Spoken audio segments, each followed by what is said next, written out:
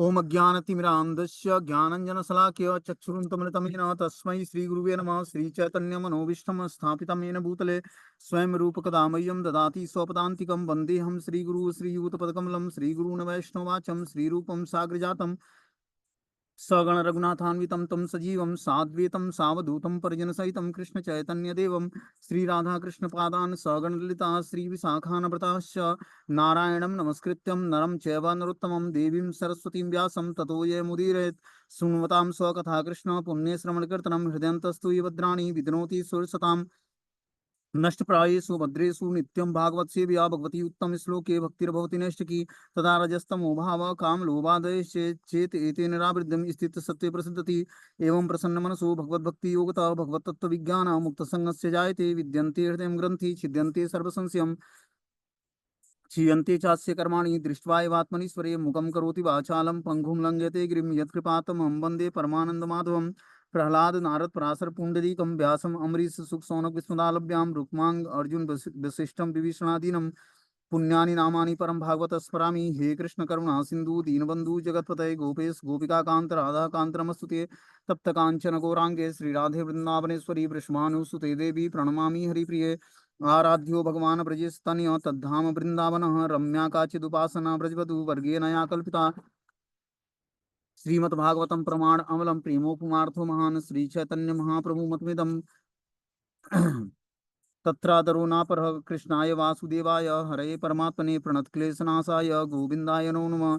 वासुदेव सुतं देवं कंसचारूणमर्दनं देवकी परमानंदं कृष्णं वंदे जगद्गुरुं। वाञ्छाकल्पतरुभ्यश्च कृपा सिन्धुभ्यैव च पतितानां पावनेभ्यो वैष्णवेभ्यो नमो नमः। जय श्री कृष्ण चैतन्य प्रभु नित्यानंद श्री अद्वैत गदाधर श्रीवासादि श्री गौर भक्तवृंद। हरे कृष्ण कृष्ण कृष्ण हरे हरे हरे राम राम राम हरे हरे। तो कल हम लोगों ने स्टोरी पढ़ा था, इसमें रास नृत्य के लिए कृष्ण तथा गोपियों का मिलन। भगवान अपनी बांसुरी बजाते हैं और सारी गोपियां अपना घर और परिवार त्याग करके और भगवान के पास खिंची हुई वृंदावन में यमुना के किनारे चली आती हैं। और भगवान वहां पर क्या करते हैं, बांसुरी जैसे जैसे बजाते हैं, वो सम्मोहिनी बांसुरी क्या करती है, गोपियों के हृदय में भगवान के प्रति विरह प्रकट करती है और वो भगवान की तरफ खिंची हुई चली आती हैं। और भगवान फिर तरह तरह अपनी बातों से मरमाहत करते हैं गोपियों को, ठीक है ना। उसके बाद भी गोपियां बोलती हैं कि हमने अपना परिवार त्यागा है आपके लिए, और आपके चरण कमलों का आप अपने, और जो ओठों से हमारा आलिंगन करेंगे तो हमारी हमें संतुष्टि मिलेगी, और जो ऐसा आप नहीं करते हैं तो आप अपने चरण कमलों की धूली हमें प्रदान करें। इस पर गोपियां भगवान से तैयार हो जाती हैं। अब भगवान इतना कठोर एग्जाम लेते हैं, उसके बाद बोलते हैं कि श्री कृष्ण गोपियों समेत यमुना के किनारे गए, जहां बालू ठंडी पड़ रही थी और नदियों के तरंगों के स्पर्श से वायु में कमलों की महक थी। वहां कृष्ण ने गोपियों को अपने बाहों में समेट लिया और उनका आलिंगन किया। उन्होंने लावण्यमयी ब्रज बालाओं के हाथ बाल जांघें नाभि और स्तन छू छू कर खेल खेल में अपने नाखूनों से चिकोड़ते हुए उनके साथ विनोद करते, उनके तिरछी नजर से देखते और उनके साथ हंसते हुए उनमें कामदेव जागृत कर दिया। इस तरह भगवान ने अपनी लीलाओं का आनंद लूटा। इससे पहले हमने बताया था लीलाओं में कि देखो, ये भगवान की बहुत ही गोपनीय लीलाएं हैं। ब्रजधाम की, वृंदावन की जो रास लीलाएं हैं, इसको पहले तो क्वालिफिकेशन नहीं हमारे अंदर बताने का, पढ़ने का। दूसरा है श्रोता के अंदर भी क्वालिफिकेशन नहीं है। श्रोता भी बहुत ही हायर लेवल का होगा, वही इस रास नृत्य के, भगवान की इस रास नृत्य की कथाओं को पचा पाएगा। ये सब ऋषि महात्मा थे। जो भगवान रामचंद्र जंगल में गए दंडकारण्य में, तो ये सब ऋषि महात्मा भगवान से एक पति के रूप में प्रेम चाहते थे, जो बहुत ही मतलब गुह्य प्रेम होता है पति और पत्नी का। तो महात्मा भगवान से जो थे बड़े घनिष्ठता पूर्वक जुड़ना चाहते थे, लेकिन भगवान राम ने कहा कि नहीं नहीं, ये इस जीवन में नहीं, मैं अगले जीवन में जब मतलब अगले युग में जब अवतार लूंगा, कृष्ण अवतार, उस समय सारे लोगों की इच्छाओं को पूर्ण करूंगा। तो वही दंडकारण्य के ऋषिचारी गोपी बन के आए। कुछ गोपों के की पुत्रियां बन के आए, गोप पुत्रियां, ठीक है ना। इस तरह से कुछ देव कन्याएं आई भगवान की लीलाओं में पार्टिसिपेशन करने के लिए।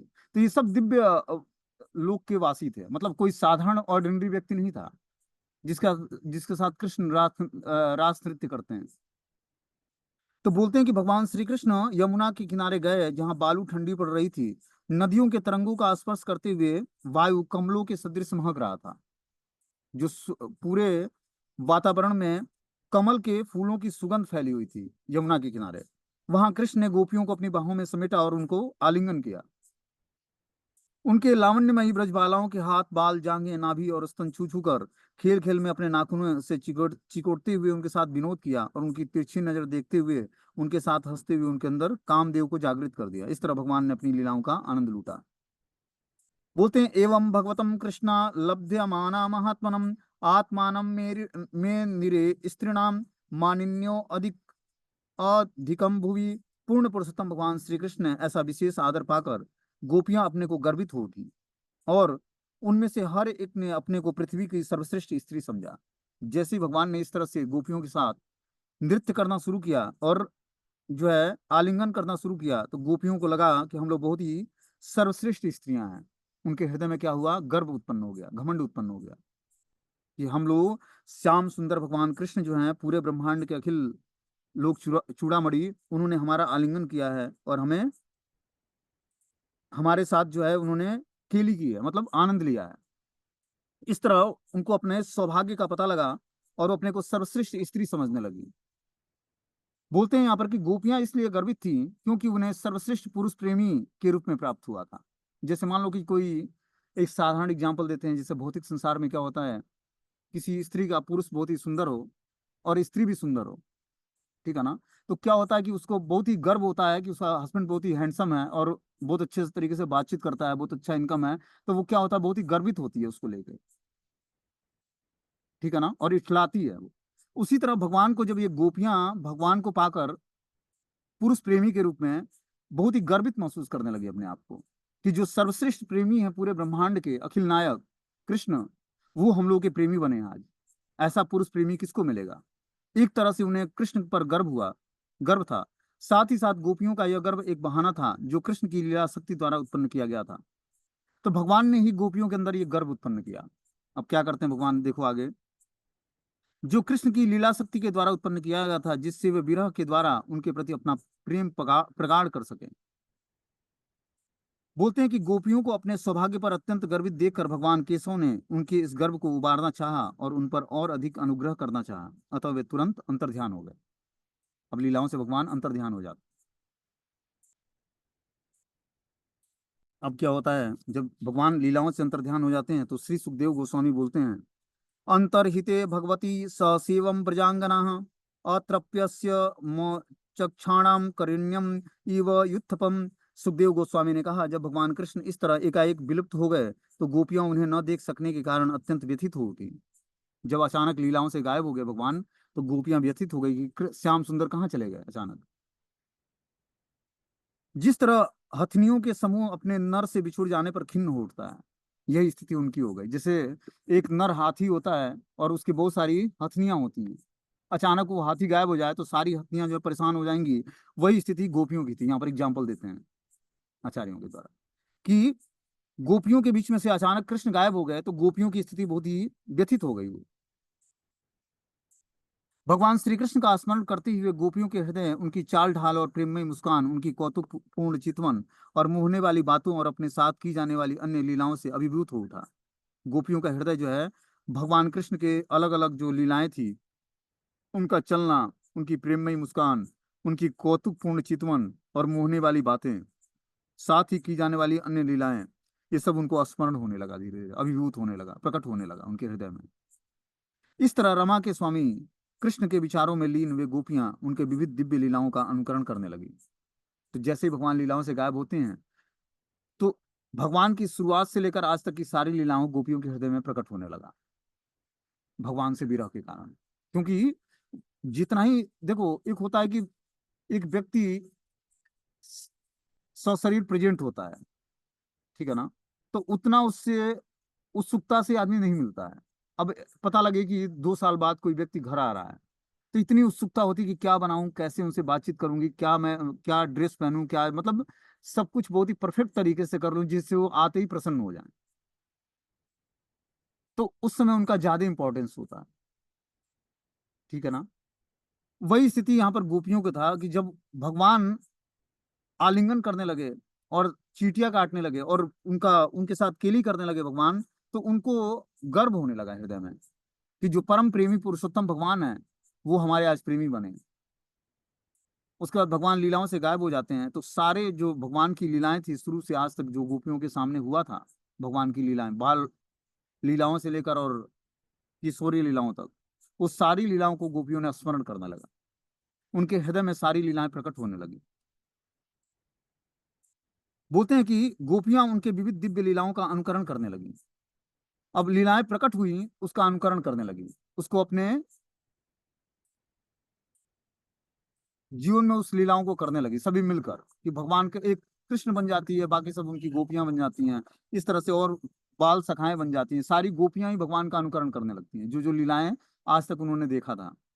इस पर श्रील विश्वनाथ चक्रवर्ती ठाकुर लिखते हैं कि कृष्ण तथा गोपियों के मध्य हुई मनोहर वार्ता का वर्णन किया है विश्वनाथ चक्रवर्ती पाद ने। बोलते हैं, कृष्ण ने एक गोपी से कहा, हे कुमुदनी, क्या तुम इस प्यासे भौरे को अपना मधु दोगी या नहीं? गोपियों ने उत्तर दिया, हे भौरे, कुमुदनी का पति तो सूर्य है, भौरा भौरा नहीं, अतएव तुम मेरे मधु को अपना क्यों कह रहे हो? तो भगवान ने क्या बोला उससे कि हे कुमुदनी, क्या तुम इस प्यासे भौरे को अपना मधु दोगी या नहीं? मतलब भगवान अपने को भौरा बताते हैं और उसको जो है मधु दोगी या नहीं ये संबोधित करते हैं। गोपियों ने उत्तर दिया, हे भौरे, कुमुदनी का पति तो सूर्य है, भौरे नहीं, क्योंकि कुमुदनी जब सूर्य को देखता है तो खिल जाता है। तो गोपियों ने क्या उत्तर दिया कि कुमुदनी का वास्तविक पति तो सूर्य है, भौरे नहीं, जब वो सूर्य को देखती है तो खिल जाती है कुमुदनी फूल। अतएव तुम मेरे मधु को अपना क्यों कह रहे हो? किंतु हे कुमुदनी, तुम कुमुदनियों का यह स्वभाव है कि तुम अपना मधु अपने पति सूर्य को न देकर अपने जार भौरे को दे देती हो। कृष्ण के इस वचनों से गोपियां हार कर हंसने लगीं और तब उसने अपना अधरामृत पान करा दिया। शिला विश्वनाथ चक्रवर्ती ने निम्नलिखित वार्तालाप का भी वर्णन किया है। कृष्ण ने एक गोपी से कहा कि अरे, मैं जान गया कि इस नीम वृक्ष के सम्मुख आते ही तुम्हारे गर्वीले सर्प ने डस दिया था। उसका विष तुम्हारे वक्षस्थल पर तक पहुंच चुका है, किंतु तुम भद्र बाला हो, इसलिए तुमने मुझसे विष उतारने के लिए नहीं कहा है। फिर भी स्वभाव से दयालु होने के कारण मैं आ गया हूं। अब मैं अपने हाथों से तुम्हारे शरीर की मालिश करते हुए मंत्र पढ़ूंगा, जिससे कि सर्प विष उतर जाएगा। इस तरह से भगवान गोपियों के साथ केली करते हैं, मतलब ऐसा वो बातचीत करते हैं कि गोपियां बहुत ही प्रसन्न होती हैं। गोपियों ने कहा, किंतु हे सपेरे, मुझे किसी सर्प ने नहीं डसा है। जा किसी और लड़की का शरीर मलो जिसे सचमुच सांप ने डसा है। हे भद्रबाला, आओ, तुम्हारे कांपते स्वर से मैं बता सकता हूँ कि विष चढ़ने के कारण तुम्हें ताप सा चढ़ा हुआ है। यह जान लेने पर भी यदि तुम्हारी रक्षा न करूं तो मैं एक निर्दोष स्त्री के वध का भागी हूंगा। अतः मुझे उपचार करने दो। यह कहकर कृष्ण ने गोपी के वक्षस्थल पर अपने नाखून लगा दिया। तो इस तरह से भगवान ने गोपियों के साथ जो है अलग अलग लीलाएं संपन्न की। ये बहुत ही गुह्य लीलाएं हैं और बहुत ही मर्यादित तरीके से आचार्यों ने इसको लिखा है। ठीक है ना? इसको सुनने मात्र से क्या होता है, हमारे हृदय की जो काम वासनाएं हैं, भौतिक संसार की वासनाएं, वो नष्ट हो जाती हैं। ये सब जो है गोपियां जो है ऋषि महात्मा थे। हमें देखकर लगता होगा कि भगवान कृष्ण और ये गोपियां जो है एक स्त्री शरीर में, और भगवान क्या एक साधारण पुरुष और स्त्री का खेल है। ऐसा नहीं है। ये आध्यात्मिक, पूर्ण रूपेण आध्यात्मिक प्लेटफॉर्म पे भगवान कृष्ण जो है गोपियों के साथ ये केली करते हैं। ठीक है ना? तो इसको समझने के लिए हम अपनी छोटी बुद्धि से ये ना समझे कि कोई भगवान कोई ऑर्डिनरी कोई भौतिक व्यक्ति है और ये गोपियां कोई साधारण स्त्रियां हैं। ये सब बड़े बड़े ऋषि महात्मा रामचंद्र के जमाने में और बड़े बड़े गोपों ग्वाल बालों के ये लड़कियां हैं और देव स्त्रियां हैं, ये देव कन्याएं हैं। वो भगवान की लीलाओं में आनंद, भगवान को आनंद प्रदान करने के लिए स्त्री का शरीर धारण किया, गोपियों का शरीर धारण किया। इस जीवन का एक ही उपयोग है कि कृष्ण को कैसे आनंद दिया जाए। अब वो स्त्री शरीर में रहकर आनंद दिया जाए या पुरुष के शरीर में रहकर आनंद दिया जाए, ये कृष्ण पर डिपेंड करता है कि आपको स्त्री शरीर में रखकर वो आनंद प्राप्त करना चाहते हैं आपसे, या पुरुष शरीर में रखकर आनंद प्राप्त करना चाहते हैं। हर एक जीवात्मा भगवान का भोगता है। भगवान भोग्य हैं और हम लोग भोगता, मतलब भगवान ही भोगता है और हम लोग भोग्य वस्तु हैं। ठीक है ना? भगवान ही असली भोगता है हर वस्तु के। अब हम लोगों को कैसे उनको भोगना है वो अच्छे तरीके से जानते हैं। तो हमें क्या करना है, भगवान के भोग के लिए अपने को तैयार रखना है। अब वो किस तरह हमारा भोग करेंगे वो भगवान जानते हैं, किस तरह हमें वो यूज करेंगे वो जानते हैं। तो गोपियों को भगवान ने आलिंगन किया, प्रेम पूर्वक बातचीत किया, उनसे आदान प्रदान किया और अलग अलग तरीके से उनको रिझाने का प्रयास किया और भगवान को आनंद प्राप्त हुआ। और ये गोपियों का जो प्रेम है भगवान से, बहुत ही सर्वोत्कृष्ट प्रेम है। आगे बता रहे हैं कि चूंकि प्रेममयी गोपियां अपने प्रिय कृष्ण के विचारों में लीन थी, अतः कृष्ण गोपियों के शरीर के चलने और हंसने के ढंग, उनके देखने के ढंग, उनकी वाणी और उन विलक्षण गुणों का अनुकरण करने लगी। उनके चिंतन में गहरी डूबी हुई उनकी लीलाओं का स्मरण करके उन्मत्त हुई गोपियों ने परस्पर घोषित कर दिया कि मैं ही कृष्ण हूँ। तो क्या हुआ कि जब भगवान लीलाओं से गायब हो जाते हैं, तो सारी गोपियां जो है, प्रेम पूर्वक गोपियां कृष्ण के विचारों में पूरी तरह तल्लीन हो जाती हैं। और जब तल्लीन हो जाती हैं, तो उनकी मन और बुद्धि और चेतना भगवान में एक जौर हो जाती है, पूर्ण रूप में डूब जाती हैं उसमें। कृष्ण गोपियों के शरीर के चलने और हंसने के ढंग, उनके देखने के ढंग, उनकी वाणी और उनके अन्य विलक्षण गुणों का अनुकरण करने लगे। क्या बोलते हैं कि कृष्ण गोपियों के शरीर के चलने और हंसने के ढंग, उनके देखने ढंग, उनकी वाणी और अन्य विलक्षण गुणों का अनुकरण करने लगी। उनके चिंतन में गहरी डूबी हुई और उनकी लीलाओं का स्मरण करके उन्मत्त हुई गोपियों ने परस्पर घोषित कर दिया कि मैं ही कृष्ण हूँ। तो ऐसी लीलाएं उन्होंने प्रस्तुत किया भगवान के भाव में एक जौर होकर, कि लगता था कि यही कृष्ण है। उनकी सारी लीलाओं का अनुकरण करने लगी गोपियां। बोलते हैं गोपियां एकदम कृष्ण के ही समान हिलने डुलने लगी। वे उसी तरह हंसने लगी जिस तरह कृष्ण हंसा करते थे। उसी तरह निर्भय होकर निहारने और बोलने लगी। गोपियां कृष्ण के विचारों में पूर्णतः लीन हो गई और उनके आकस्मिक वियोग पर प्रेम से उन्मत्त हो चली। इस तरह कृष्ण के प्रति उनका पूर्ण समर्पण हो चुका था। तो उनका भगवान ने हृदय ही चुरा लिया था और मन चुरा लिया था। गोपियां पूर्ण रूपेण भगवान के भाव में एग्जॉर्ब हो गई थी, अपने मन और बुद्धि को। इसीलिए उन्होंने, भगवान ने कितने बार उनको बोला कि आप लोग ब्रज लौट जाओ, अपने घर लौट जाओ। लेकिन गोपियों ने क्या बोला कि नहीं नहीं, आपने हमारे मन और चित्त को अपने हृदय में बसा लिया है, चुरा लिया है। अब हम लोग इस खाली मन और हृदय को लेकर, शरीर को लेकर जाकर करेंगे भी क्या? और जो आप हमारे मन और चित्त को चुरा लिए हैं, तो हम लोग शरीर अगर जो जाते भी हैं घर पर, तो करेंगे क्या वहां जाकर? तो हमें कौन स्वीकार करेगा? क्योंकि मन तो आप में लगा है, चित्त हमारा आप में लगा हुआ है। बोलते हैं जोर जोर से कृष्ण के बारे में गाती हुई गोपियों ने पगलाई स्त्रियों के झुंड के समान उन्हें वृंदावन के पूरे जंगल में खोजा। अब सारी गोपियां भगवान को पूरे जंगल में खोजने लगती हैं, वृंदावन के। यहाँ तक कि वृक्षों से भी उन कृष्ण के विषय में पूछताछ की, जो समस्त उत्पन्न वस्तुओं के भीतर तथा बाहर आकाश की भांति परमात्मा के रूप में उपस्थित रहते हैं। तो सारी गोपियों ने पूरे ब्रज के लता पताओं से, पेड़ पौधों से पूछना शुरू किया कि आपने कहीं कृष्ण को देखा है? ये उनकी दयनीय स्थिति हो गई, पागलों की स्थिति हो गई भगवान कृष्ण के उस लीलाओं से गायब होने के बाद। बोलते हैं गोपियों ने कहा कि हे अस्वस्थ वृक्ष, हे प्लक्ष, हे न्योग्र, क्या तुमने कृष्ण को देखा है? वो नंद नंदन अपनी प्रेम भरी भरी मुस्कान और चितवन से हमारे चित्त को चुरा ले चला है। हे कुर्बर वृक्ष, हे अशोक, हे नागकेसर, पुनाग और चंपक, क्या इस रास्ते से होकर बलराम का छोटा भाई कृष्ण गया है क्या, जिसकी हंसी समस्त अभिमान करने वाली स्त्रियों के दर्प को हरने वाला है? तो इस तरह से गोपियों ने सारे लोगों से, सारे वृक्षों से पूछा, सारी लताओं से पूछा वृंदावन के, कि क्या बलराम के छोटे भाई कृष्ण इस रास्ते से गया है क्या, जिसकी हंसी से क्या होता है, अभिमान करने वाली स्त्रियों के दर्प को हरने वाला है। भगवान का जो मुस्कान है, वो जो अभिमानी स्त्रियां हैं, उनके घमंड को दूर करने वाला है। बोलते हैं कि हे अत्यंत दयालु तुलसी, तुम्हें तो गोविंद के चरण इतने प्रिय हैं कि तुमने अपने को पहने और भौरों के झुंड के घिरे हुए उन अच्युत को इधर से जाते हुए देखा है क्या? अब तुलसी माता से पूछते हैं सर, तुलसी वृक्ष होती हैं, उनसे क्या आपने आप गोविंद के चरणों को अत्यंत प्रिय हैं,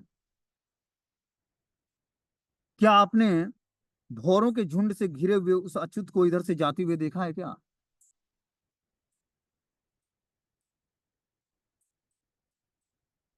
बोलते हैं हे मालती, हे मल्लिका, हे जाति और युथिका, क्या माधव तुम सबों को अपने हाथ का स्पर्श सुख देते हुए इधर से गए हैं क्या?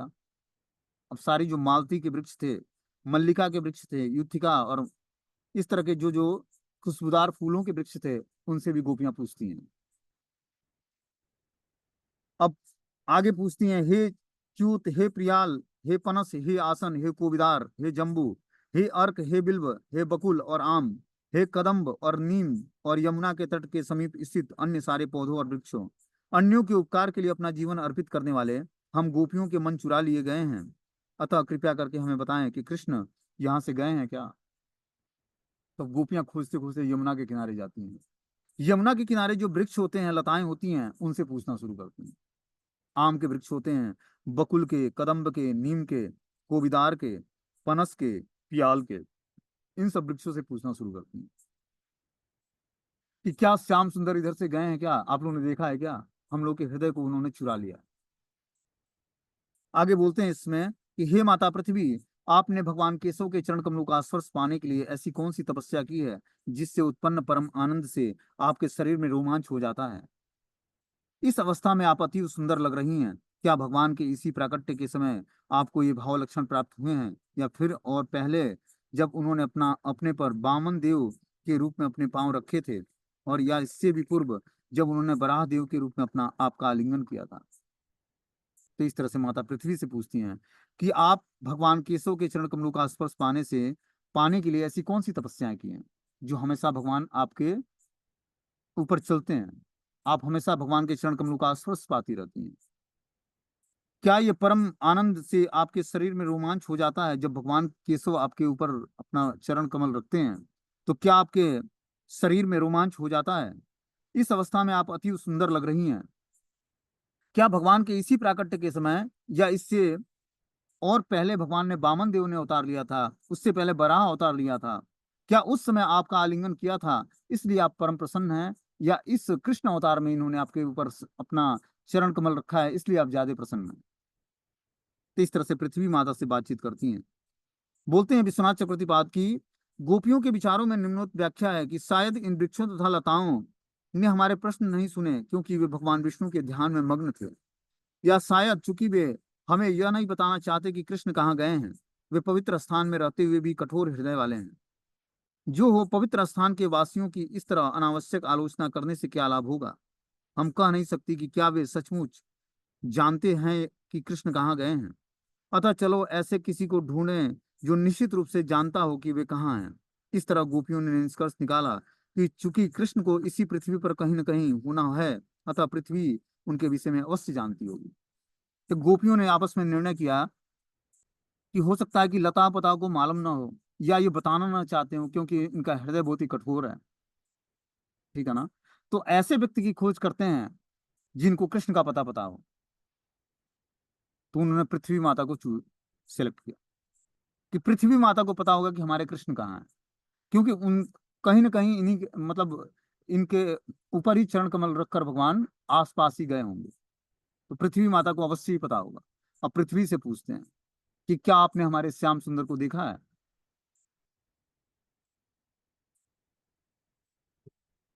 हे सखी हिरनी, क्या तुम्हारी आंखों को परम आनंद प्रदान करने वाले भगवान अच्युत अपनी प्रिया समेत इधर आए थे। दरअसल इस ओर कुंद फूलों से बनी उनकी उस माला की महक आ रही है जो उनके द्वारा आलिंगित उनकी प्रिय सखियों के स्तनों पर लगे कुमकुम से लेपित था। तो क्या बोलती हैं, अब हिरनियों से पूछती हैं, जो वृंदावन में हिरनियां हैं। हिरन, हिरनिया, मोर, ये सब वृंदावन के मतलब जंतु जानवर पक्षी हैं। कोयल, तोते, बहुत ही कलरफुल तोते होते हैं यहाँ पर। और क्या होते हैं, मोर होते हैं बहुत सारे, रात को चिल्लाना शुरू करते हैं। और सियार होते हैं, सियार तो आप लोग नहीं जानते होंगे, वो जंगलों में रहते हैं, वो भी रात को हल्ला करते हैं। और वृंदावन के जो वासी हैं वो परिक्रमा मार्ग पे राधे राधे पूरी रात चिल्लाते हैं, खासकर सर्दी में जब उनको ठंड लगती है तो राधे राधे पूरी रात भर चिल्लाते हैं। पूरी रात राधा रानी का स्मरण करते हैं वृंदावन वासी। हे सखी हिरनी, क्या तुम्हारी आंखों को परम आनंद प्रदान करने वाले भगवान श्याम सुंदर अपने प्रियतमा समेत इधर आए थे। अब हिरनियों से पूछते हैं गोपियां कि क्या श्याम सुंदर जो आपको परम आनंद देने वाले, आपकी आंखों को परम आनंद देते हैं, क्या वो अपने प्रिया समेत इधर से गए हैं क्या। दरअसल इस ओर कुंद फूलों से बनी उनकी उस माला का महक आ रहा है। जो भगवान माला धारण करते हैं कुंद फूलों की, उसकी महक गोपियों के नाकों में प्रवेश करती है, जो उनके द्वारा आलिंगित उनकी प्रिय सखियों के स्तनों पर लगे कुमकुम से लेपित था। बोलते हैं कि गोपियों ने हिरनियों से पूछा कि हे सखी हिरनी, तुम्हारी विमल आंखों में जो आनंद है उसे हम बतला सकती हैं कि कृष्ण ने अपने अंगों, मुख आदि के सौंदर्य से तुम्हारे आनंद को बढ़ाया है, कि तुमने अवश्य ही कृष्ण का दर्शन किया है, इसलिए तुम्हारे आंखों में जो चमक है, जो तुम्हारे चेहरे पे मुस्कान है, आनंद है, वो निश्चित ही कृष्ण के दर्शन से हुआ है। तुम निश्चय ही कृष्ण दर्शन के सुख की अनुभूति की इच्छुक हो, अतएव तुम्हारे आंखें आंखें उन्हीं के पीछे पीछा कर रही हैं। वस्तुतः वे तुमसे विलग नहीं हो सकते हैं। तो ऐसा नहीं कि बस गोपियों को ही भगवान आनंद प्रदान करते हैं। भगवान के जाने मात्र से वृक्ष, पेड़ पौधे, लता पता, पशु जानवर सब भगवान से प्रेम करते हैं और सब प्रसन्न हो जाते हैं। सबके चेहरे प्रसन्नता से खिल जाता श्याम सुंदर का दर्शन करके। जब भगवान चैतन्य महाप्रभु झारखंड के जंगलों से आते आते वृंदावन के लिए चले थे, तो झारखंड के जंगलों में जो हिरन शेर का शिकार है, वो शेर और हिरन आपस में गले मिलने लगे, चुंबन करने लगे आपस में। उनके अंदर से ईर्ष्या द्वेष निकल गया। आप देखते हो बड़े बड़े महात्मा जंगलों में रहते हैं, ठीक है ना, वहां पर बहुत बड़े बड़े सर्प होते हैं जहरीले, और शेर बाघ भी होते हैं, लेकिन उन महात्माओं को नहीं छेड़ते हैं। क्यों? क्योंकि वो ईर्ष्या द्वेष से मुक्त होते हैं। कौन? महात्मा। और जब व्यक्ति ईर्ष्या द्वेष से मुक्त होगा, तो ईर्ष्यालु जानवर भी उनके पास आने मात्र से उसका ईर्ष्या द्वेष समाप्त हो जाएगा। ये महानता होती है। जो राग द्वेष से व्यक्ति मुक्त है, उसके पास ऐसे ईर्ष्यालु जानवर भी आ जाएं, वो भी राग द्वेष से मुक्त हो जाते हैं। तो भगवान जब जगन्नाथपुरी से निकले, झारखंड के जंगलों से होते हुए वृंदावन के लिए, चैतन्य महाप्रभु, तो झारखंड के जंगलों में जब संकीर्तन करते, तो क्या होता, सारे हिरन और शेर गले मिलने लगे, आपस में चुंबन करने लगे एक दूसरे का, और इस तरह से संकीर्तन में नाचने लगे दोपहर पर खड़ा खड़ा होकर, और हरि बोल बोलने लगे, मतलब जानवर भी भगवान का नाम लेने लगे। ये था महाप्रभु की शक्ति। वही इस रास नृत्य में हुआ। जो चैतन्य महाप्रभु की गौरांग लीलाएं हैं, वही कृष्ण लीलाओं में रास नृत्य है। और जो कोई व्यक्ति गौरांग महाप्रभु के संकीर्तन यज्ञ में पार्टिसिपेट करता है, संकीर्तन में नाचता है, गाता है, तो वो धीरे धीरे रास नृत्य में पार्टिसिपेशन पाने के योग्य हो जाएगा, क्योंकि शुद्धिकरण का वही माध्यम है, चैतन्य महाप्रभु का अखंड नाम संकीर्तन। उसमें कोई लीलाओं को में पार्टिसिपेशन करता है, तो चैतन्य महाप्रभु की कृपाओं से रास नृत्य में उसको पार्टिसिपेशन मिल जाएगा। इतना इंपॉर्टेंट है। तो इस कलयुग में रास नृत्य तो संभव नहीं है, क्योंकि लोगों के विचार शुद्ध नहीं है, लेकिन संकीर्तन संभव है कलयुग में। कलयुग बस अनेक दोषों का खान होने के बाद भी एक महान गुण है, कि कलौ दोष निधि राजन अस्ति एक महान गुणा कृष्णादेव कृष्ण कलौ दोष निधि राजन अस्ति एक महान गुणा कीर्तनादेव कृष्ण से मुक्त संग परम ब्रजेत। कि कलयुग महान दोषों का खान होने के बाद भी एक महान गुण है इसमें, कि कोई नाम संकीर्तन करता है और नृत्य करता है, तो मुक्त संग परम ब्रजेत, वो मुक्त हो जाएगा, सारे बंधनकारी जीवन से छूट जाएगा, और धीरे धीरे कृष्ण प्रेम को प्राप्त कर पाएगा, जो अमूल्य धरोहर है इस जीवन का।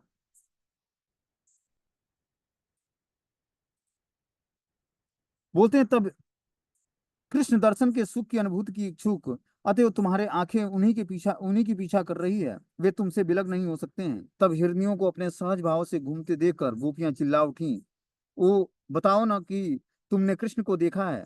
देखो ना, यह हिरनियां चलते समय हमारी ओर मुड़ कर देख रही हैं, मानो कहना चाहती हैं कि मैं तुम्हें उनका दर्शन करा दूंगी, बस तुम मेरे पीछे पीछे आओ। इस निर्दय वृंदावन में एकमात्र यही दयालु जीवन है। तो गोपियां मृगों से पूछती हैं, हिरनियों से, और हिरनियां क्या करती हैं, गोपियों को बार बार जो है पीछे मुड़कर देखती हैं। गोपियों को लगता है कि निश्चित रूप से ये कृष्ण से हमारी मुलाकात करा देंगी, निश्चित रूप से श्याम सुंदर से हमें मिला देंगे, क्योंकि इनका हृदय बहुत ही कोमल है, ये बहुत ही दयालु जीवन है।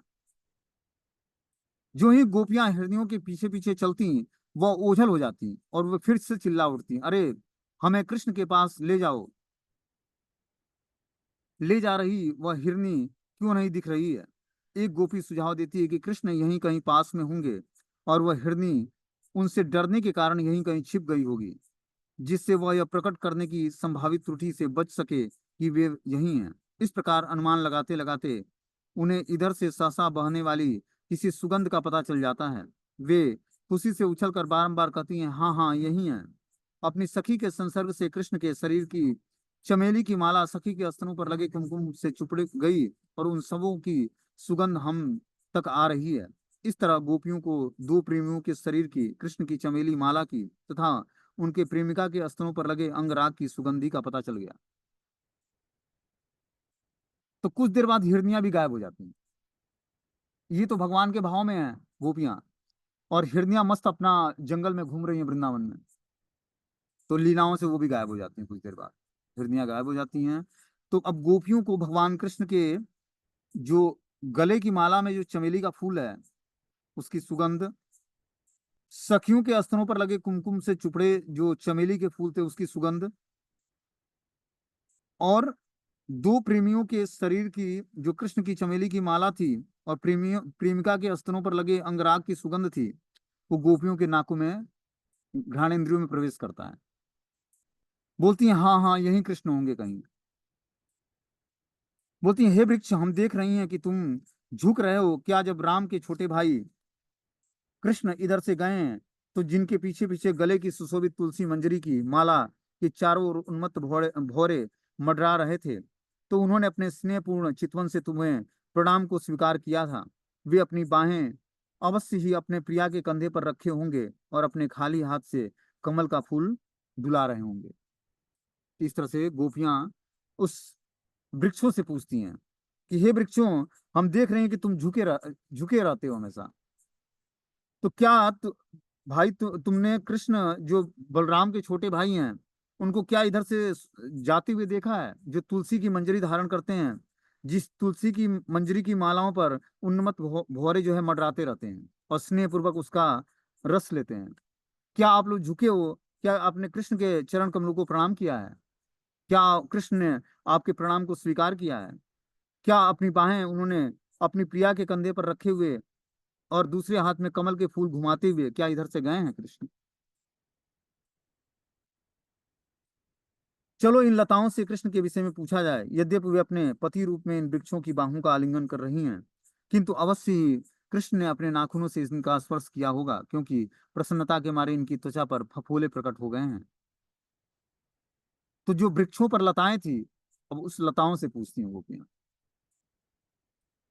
बोलते हैं कि अवश्य ही इन वृक्षों की लताओं पर कृष्ण ने अपना बाहों का आलिंगन किया होगा, और अवश्य ही कृष्ण ने अपने नाखूनों से इनका स्पर्श किया होगा, क्योंकि प्रसन्नता के मारे इनकी त्वचा में फफोले प्रकट हो गए हैं। बोलते हैं कि गोपियों का तर्क था कि लताएं मात्र अपने पति वृक्ष के शारीरिक संपर्क से ही प्रसन्नता का लक्षण नहीं प्रकट कर रही थी। इस तरह उन्होंने निष्कर्ष निकाला कि यद्यपि लताएं अपने पति के बलिष्ठ अंगों का आलिंगन कर रही हैं, किंतु भगवान श्री कृष्ण द्वारा जब वे जंगल से होकर जा रहे थे अवश्य उनका स्पर्श हुआ होगा, इसीलिए इतना प्रसन्न है लताएं। ये शब्द कहने के बाद कृष्ण को खोजते खोजते की कर्तव्य विमूढ़ हुई गोपियां उनके विचारों में पूर्णतः लीन होकर उनकी विविध लीलाओं का अनुकरण करने लगी। अब गोपियां जो हैं थक जाती हैं खोजते खोजते भगवान कृष्ण को। सारे वृक्षों से, सारे पशु पौधों, जानवरों से पूछा इन्होंने, सारी लता पताओं से पूछा, यमुना के किनारे जितने वृक्ष थे सबसे पूछा, लेकिन कहीं भी कृष्ण का पता नहीं लगा। अब क्या हो जाता है, गोपियां हार जाती हैं और गोपियां पूर्ण रूपेण कृष्ण की विचारों में लीन हो जाती हैं, लीन होकर भगवान के लीलाओं का अनुकरण करने लगती हैं।